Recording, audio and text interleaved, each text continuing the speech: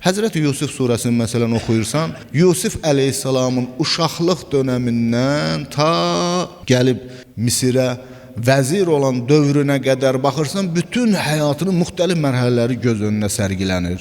Uşaqlıq dövründə çəkdiyi psixoloji çətinliklər, quyuya düşməsi, quyuda inamını itirməməsi, quyuda stres halına düşməyərək Allahına təvəkkül etməsi, quyudan çıxıb qul kimi satılması, şəhvətlə üz-üzə qalması, bütün sınaqlar, həyatının bütün mərhələləri, qardaşları ilə qarşılaşması, qardaşlarından intiqam belə almaması, Yusuf Peyğəmbərin həyatı təzadlı həyatdır başdan ayağa. Ki, Quran-ı Kərimdə Yusuf surəsində bu öz əksini tapıb. İbn Əta adlı alimlərdən biri var, deyir ki, kimin dərdi qəmi varsa getsin Yusuf surəsini oxusun, dərd qəmi gedəcəkdir.